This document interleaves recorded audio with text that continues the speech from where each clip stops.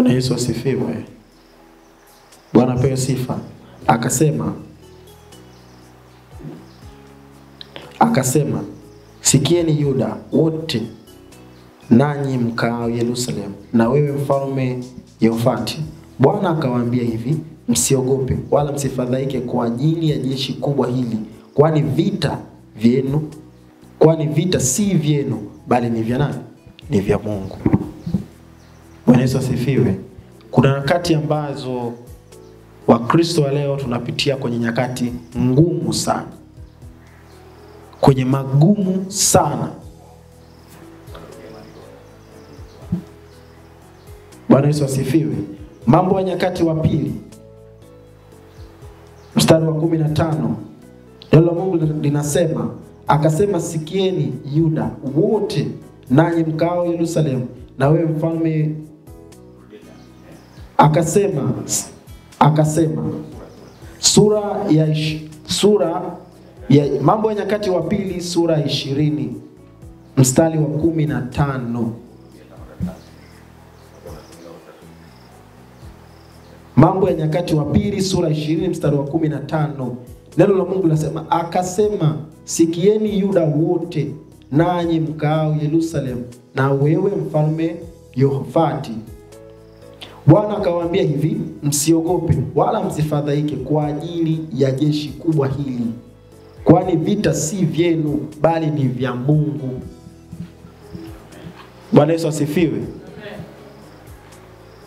Vita sio vya kwetu, bali ni vya Mungu. Ndio neno ambalo leo Roho wa Bwana amesema nasi kanisa.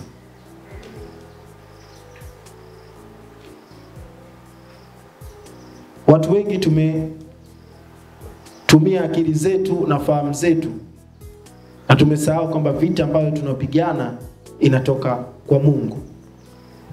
Mungu ndiye anayetupigania. Zipo nyakati ngumu ambazo tunapita, bado tunatumia akili zetu na kusahau kwamba Mungu anataka umtegemee yeye, sio mwenyewe. Ukizitegemea fahamu zako hutaweza. Ukitegemea uwezo wako hutaweza.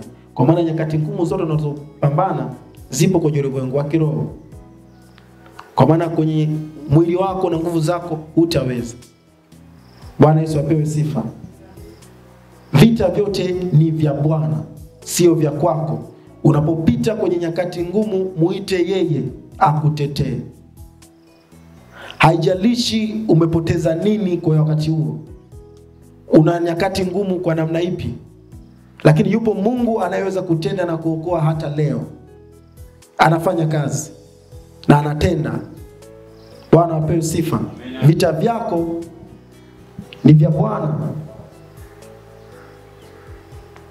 Na ndio maana kwenye Zaburi ya 28 anasema, nchi na vyote vijazavyo ni mali yake. Kwenye mstari wa 8 anasema, Bwana hodari wa vita. Bwana Yesu asifiwe. Twende kwa Zaburi ya 24.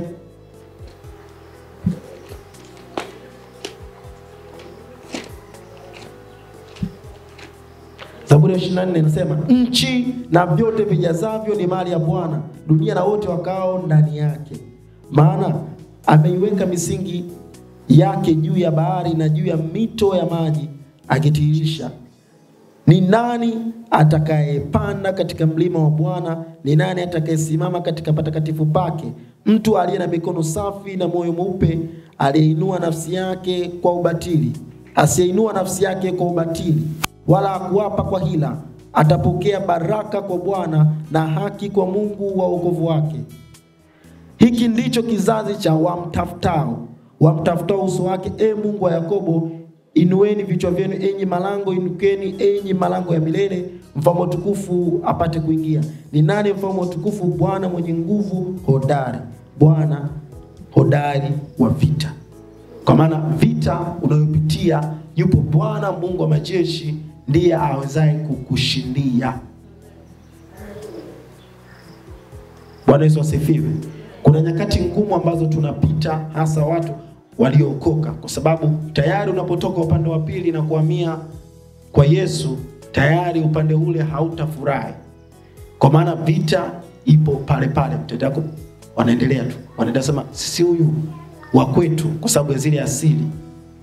Lakini unaposimama na Bwana atakupigania katika shida, changamoto, maradhi. Na siku ya leo tutaenda Bwana katupiganie kwenye kila nyakati ngumu tunayopitia, akaonekane na ataenda kudhihirika leo hii. Kwa maana hiyo hakutakuwa na silaha yote ambayo itainuka juu yako. Vita ni vya Bwana. Watu waliokoka wangejua nafasi walionayo kwenye maisha yao, kwamba unapokuwa sehemu yote, hasa katika eneo, inabidi ndio unatakiwa wewe kutawala, kwa sababu hakuna vita ambayo itainuka juu yako. Mpe nafasi ya kwanza Bwana, atanyoosha mapito yako. Leo tutakapoenda kwenye maombi, tutaenda kumwambia Bwana, katika hili nataka nivuke. Katika hii changamoto nataka nipite, nataka nivuke, nataka nisogee, nataka niinuke. Haijalishi ni ngumu kiasi gani, haijalishi ninapita kwenye nyakati gani ngumu, ila leo nataka nivuke. Haijalishi ni kwa namna gani ambavyo jamii na watu wamekukataa. Haijalishi kuna watu wanakunenea mabaya kwenye hilo kwamba hutavuka hapo. Haijalishi kuna mwanafamilia, haijalishi kuna ndugu, jamaa au marafiki walipandikiza jambo lote kwako, lakini leo unavuka hapo. Kwa jina la Bwana wa majeshi, unatoka katika hiyo changamoto na kwenda katika viwango vingine. Haleluya. Bwana Yesu asifiwe. Yakobo sura ya 5 mstari wa 17. Kuna mtu mmoja alijaribu hilo. Alikuwa binadamu kama sisi.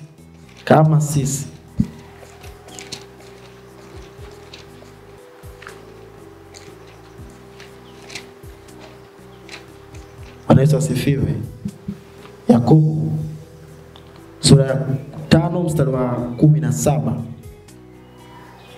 Bwana Yesu asifiwe. Elia alikuwa mwanadamu mwenye tabia moja na sisi. Akaomba kwa bidii mvua isinyeshe, na mvua haikunyesha juu ya nchi muda wa miaka 3 na miezi 6. Akaomba tena, mbingu zikatoa mvua, nayo nchi ikazaa matunda yake.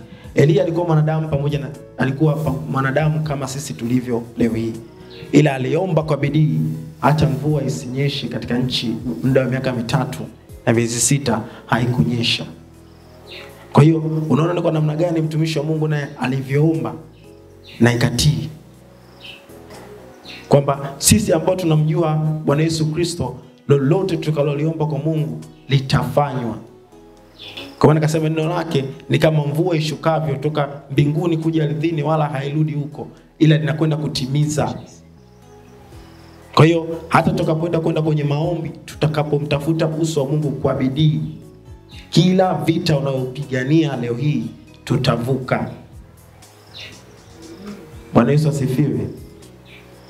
Tutavuka. Haiwezekani tumtumikie Yesu Kristo alafu tupitie kwenye magumu. Hapana, haiwezekani. Lazima tuvuke.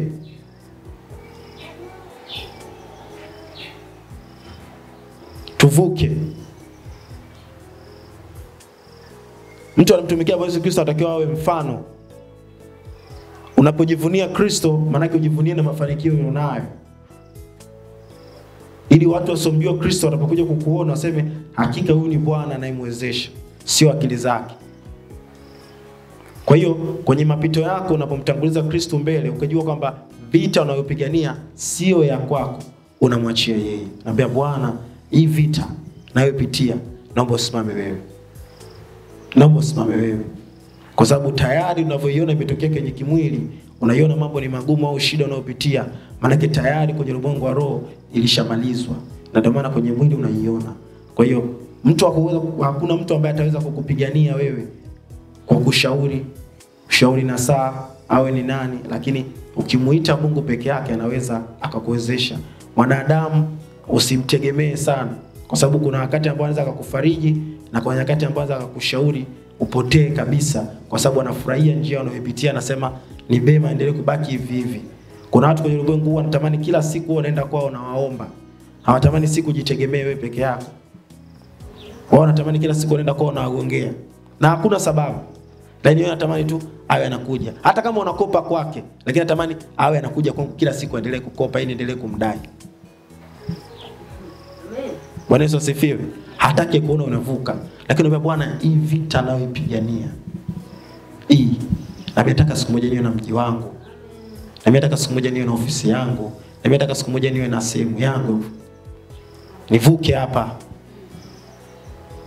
Vita unayoipigania sio ya nguvu zako. Usiseme mimi mpaka hapa nataka nikipambana niende kwa ndugu yangu fulani nikakope, niende kwa hapo unatumia nguvu zako. Lakini kumwambia Bwana, nataka katika hili nivuke, unavuka. Na tukati tamaa. Kitu ambacho wengi tunakwama ni kukata tamaa. Tunataka matokeo wakati ambao wewe unataka. Sio Mungu yani wewe unataka. Na kwa sababu gani tunakata tamaa? Kuna nyakati zingine inabidi uimarike kiroho, ukomae mpaka jambo litimie. Sio unaomba leo umeacha, unaomba na kesho, unaomba na kesho kutwa, unaomba alfajiri, unaomba jioni, unaomba mchana, unaomba bila kukoma. Utafuteni uso wa Mungu kwa bidii, naye atakupigania katika changamoto na shida ulionayo. Bwana Yesu asifiwe. Amen. Isaya sura 40. Isaya 40 mstari wa 22.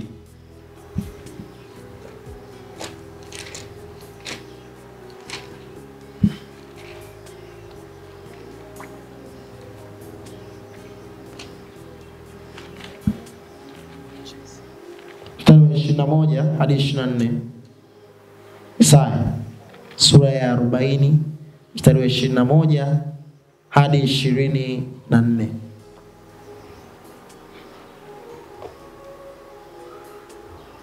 Je, hamkujua? Hamkusikia? Hamkuambiwa toka mwanzo? Hamkufahamu tangu kuwako msingi wa dunia? Yeye ndiye aketie juu ya duara ya dunia, na hao wanaokaa ndani yake huwa kama panzi. Naye ndiye azitandazae mbingu kama pazia, na kuzikunjua kama hema ya kukaliwa. Ndiye atanguae wakuu na kuwabatilisha waamuzi wa dunia. Maana hawakupandwa, hawakutiwa katika hadhi kama mbegu, na shina lao halikutiwa mizizi katika ardhi. Tena awapulizia tu, wakanyauka. Upepo wa kisulisuli waondoa kama mabua makavu.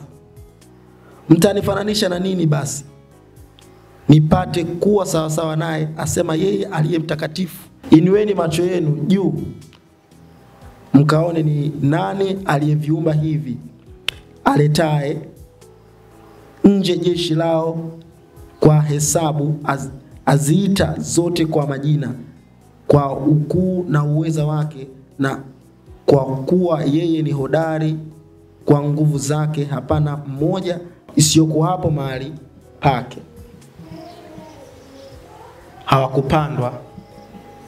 Cha kutumaini sina ila damu yake Bwana.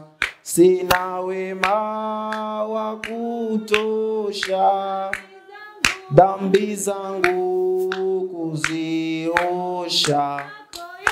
Kwako Yesu nasimama, ndiye mwamba ni salama, ndiye mwamba ni salama, ndiye mwamba ni salama. Njia yangu iwe ndefu, yeye hunipa wokovu. Mawimbi yakinipiga, nguvu zake ndio nanga.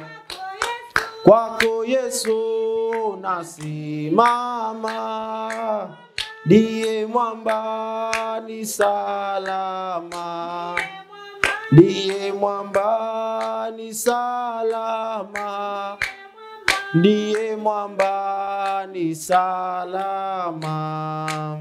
Damu yake na sadaka nategemea daima, vyote chini ya kisha, Mwokozi atanitosha.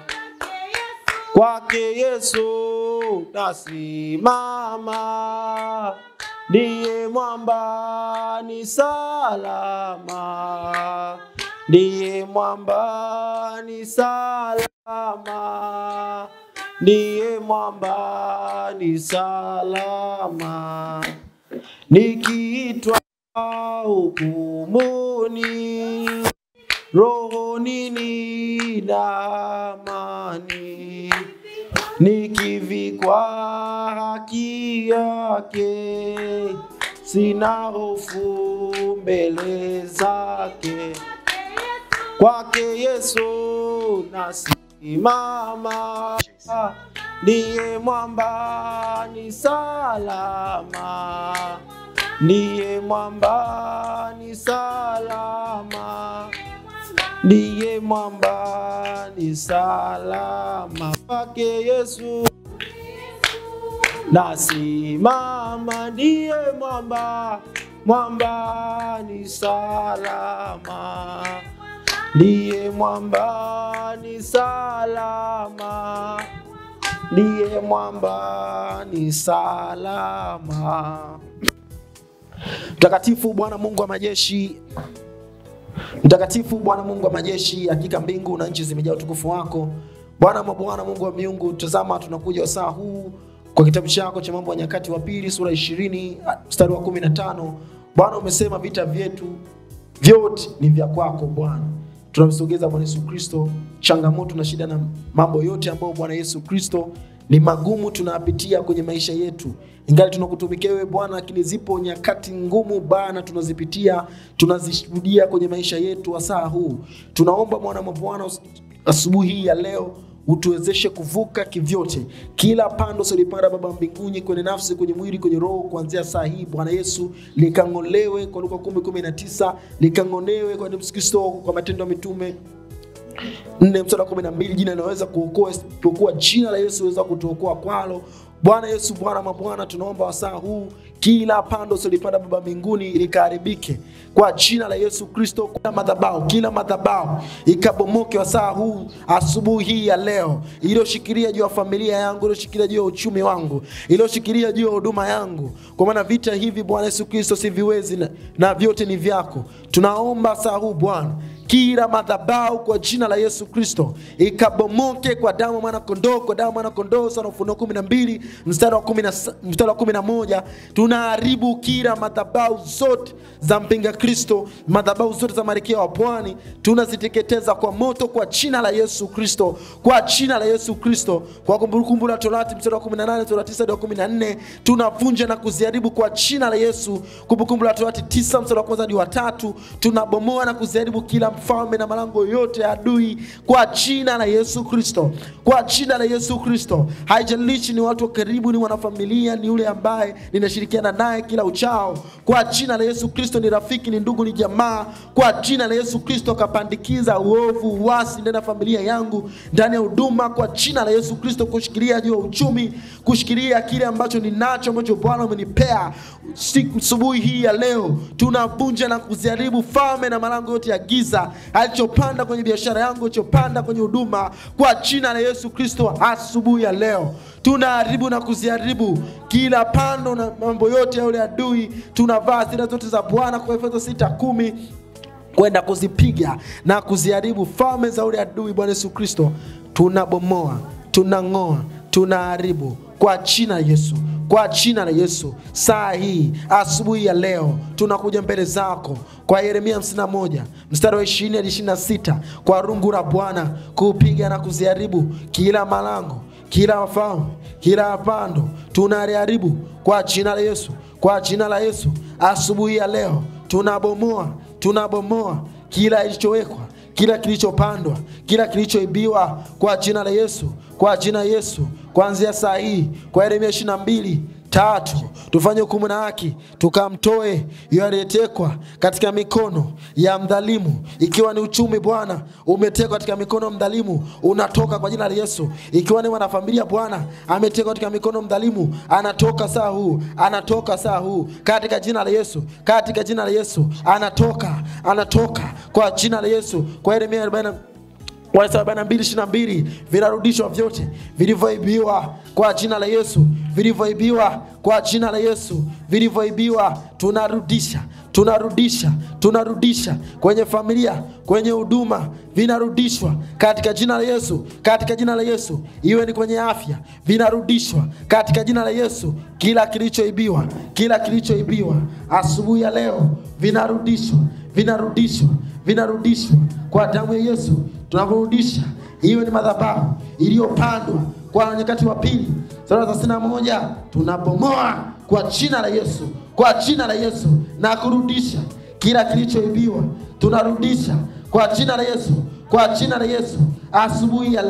Asubuhi ya leo tunakanyaga nyoka na nge kwa jina la Yesu. Tunabomoa, tunang'oa, tunaharibu kaskazini, magharibi, kusini, mashariki. Tunatoa neno la Bwana, maana umesema halitarudi bure, kama mvua ishukavyo toka mawinguni kuja ardhini. Asubuhi ya leo tunapiga hizo madhabahu, tunapiga hizo madhabahu kwa damu ya Yesu, kwa damu ya Yesu, kwa damu ya Yesu, kwa damu ya Yesu. Tunapiga kaskazini, tunapiga kusini, tunapiga mashariki kwa rungu la Bwana. Kwa Yeremia 51 tunapiga kwa jina la Yesu, tunapiga kwa jina la Yesu. Asubuhi ya leo tunashusha mvua ya radi kupiga na kuziharibu marango ya kuzimu. Tunapiga na kuziharibu kwa damu ya Yesu, maana hawakupandwa kwa jina la kuziharibu. Tunapiga na kuziharibu.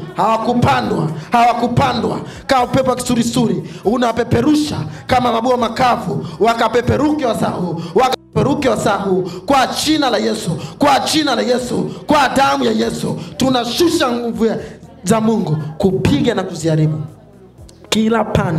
kila pando usolipanda Baba mbinguni, ambalo adui analiweka kwenye nafsi, kwenye mwili na roho. Asubuhi ya leo sasa hivi Bwana tunaomba akafanye juu ya ardhi hii ya kidimu katika jina la Yesu, akapanda, akanenea, akavitolea sadaka juu ya nafsi yangu, mwili na roho. Haijalishi alitoa sadaka ya mtu, ya ng'ombe, ya mbuzi, lakini ipo damu ya mwana kondoo, damu inaenda kulitetea.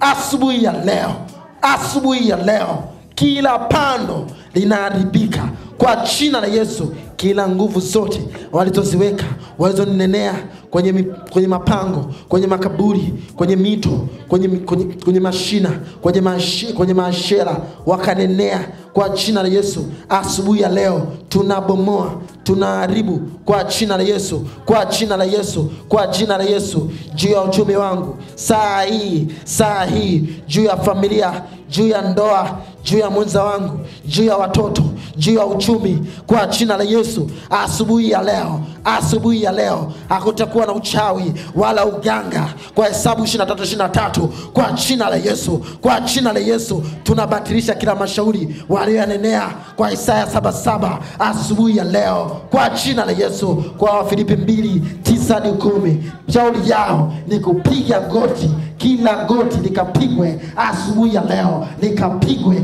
kwa jina la Yesu, likapigwe kwa jina la Yesu, kwa jina la Yesu. Kwa Yeremia 1:10-19 hizo nyoka zao, mashira yao, madragoni yao tunayakanyaga na kuziharibu kwa jina la Yesu, kwa jina la Yesu, kwa jina la Yesu. Asubuhi ya leo tunavunja, tunakanyaga, tunaharibu falme zao na nguvu zao za yule adui ambazo wanazitegemea. Binafsi namshukuru Mungu kwa maana amenitetea. Wiki yote hali ya hewa ilivyokuwa, lakini tumeweza kutoka kwenda mjini na kurudi. Barabara ilikuwa ni mbaya, lakini tunaanguka na kusimama. Kwa jina la Yesu hatujaumia. Mungu ni mwema. Amen. Amen. Kweli. Hali ilikuwa nzito kiasi fulani ya hewa, na kama wanavyosema tumekutana mengi, wengine si hata gari hapo lilipo sijui, anajua Bwana. Namshukuru Kristo kwa ajili ya yote, kwa uzima aliotujalia. Basi jiandaa kwa matoleo au sadaka, basi tutaenda kumtolea Mungu sadaka, shukrani na yote aliyokufanyia katika ukuu wake na uwezo.